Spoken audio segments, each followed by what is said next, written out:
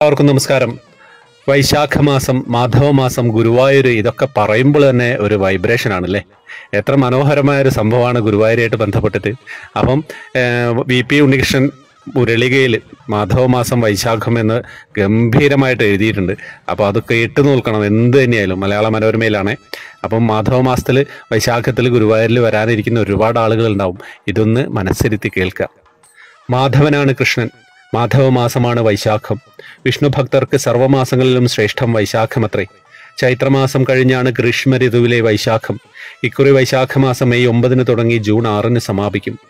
ഗുരുവായൂർ ക്ഷേത്രത്തിൽ ഏറ്റവും അധികം ഭക്തർ ദർശനത്തിനെത്തുന്ന മാസങ്ങളിൽ ഒന്നാണിത്. ലോകത്തിന്റെ നാനാഭാഗത്തു നിന്നുമുള്ള പ്രവാസികളായ ഭക്തരുടെ തിരക്കാണ് അധികവും. മേടമാസത്തിലെ അമാവാസിയുടെ പിറ്റേന്ന് പ്രഥമ മുതൽ ഇടവത്തിലെ അമാവാസി വരെയുള്ള 30 ദിവസമാണ് വൈശാഖ പുണ്യകാലം.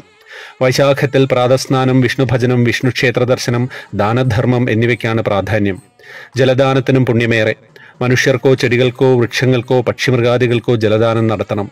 തണ്ണീർ പന്തൽ കെട്ടി യാത്രക്കാർക്ക് വെള്ളം കൊടുക്കുന്നതും കുട, ചെരുപ്പ്, വിശറി എന്നിവ ദാനം ചെയ്യുന്നതും സവിശേഷമാണെന്ന് പത്മപുരാണവും സ്കന്ദപുരാണവും പറയുന്നു. വൈശാഖത്തിൽ ഉപവാസത്തിന് സമാനമായ ലളിത ജീവിതം നയിക്കണം. ആഡംബരം ഉപേക്ഷിക്കണം.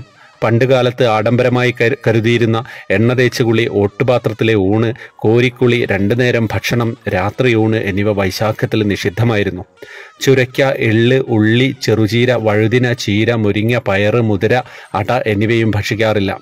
ബലരാമ ജയന്തി, പരശുരാമ ജയന്തി, ശ്രീശങ്കര ജയന്തി, ദത്താത്രേയ ജയന്തി, നരസിംഹ ജയന്തി, ബുദ്ധപൂർണിമ എന്നീ വിശേഷ ദിനങ്ങൾ വൈശാഖത്തിലാണ്. ബലരാമ ജയന്തിയും പരശുരാമ ജയന്തിയും ഈ മാസത്തിലെ അക്ഷയതൃതീയ ദിനത്തിലാണ്. അക്ഷയതൃതീയ, ശുക്ലപക്ഷ ദ്വാദശി, പൗർണമി എന്നീ 3 ദിനങ്ങളിൽ വ്രതമനുഷ്ഠിച്ചാൽ വൈശാഖം മുഴുവൻ വ്രതമനുഷ്ഠിച്ചതിന് തുല്യമെന്നും കരുതുന്നു. വൈശാഖത്തിൽ ഗുരുവായൂർ ക്ഷേത്രം ആധ്യാത്മിക ഹാളിൽ 4 ഭാഗവത സപ്താഹങ്ങൾ നടക്കും. തിരുനാമാചാര്യൻ ആഞ്ഞം മാധവൻ നമ്പൂതിരി ആരംഭിച്ചതാണ് ആദ്യത്തെ സപ്താഹം. കോഴിക്കോട് മേലേടം കൃഷ്ണൻ നമ്പൂതിരിയും ഭാഗവതാചാര്യനായ വാഴക്കുന്നം വാസുദേവൻ നമ്പൂതിരിയും തോട്ടം വാസുദേവൻ നമ്പൂതിരിയുമാണ് മറ്റ് സപ്താഹങ്ങൾ ആരംഭിച്ചത്. അക്ഷയതൃതീയയ്ക്ക് ഗുരുവായൂർ ക്ഷേത്രത്തിൽ പാരമ്പര്യ അവകാശികളായ ക്ഷേത്രം കഴകക്കാരുടെ വകയായി വിശേഷാൽ നിറമാല, ശ്രീലകത്തു നെയ്വിളക്ക് എന്നിവ നടത്തും. കാലത്തും ഉച്ചകഴിഞ്ഞും കാഴ്ചശിവേലിയും രാത്രി വിളക്കെഴുന്നള്ളിപ്പുമുണ്ട്. ഗുരുവായൂരിൽ വൈശാഖ ദർശനത്തിനും വഴിപാടിനും പ്രസാദഊട്ടിനും ദേവസ്വം പ്രത്യേകം സൗകര്യങ്ങൾ ഏർപ്പെടുത്തും. കണ്ണന് മുന്നിൽ ഏറ്റവും അധികം നൃത്ത അരങ്ങേറ്റങ്ങൾ നടക്കുന്നതും വൈശാഖത്തിലാണ്.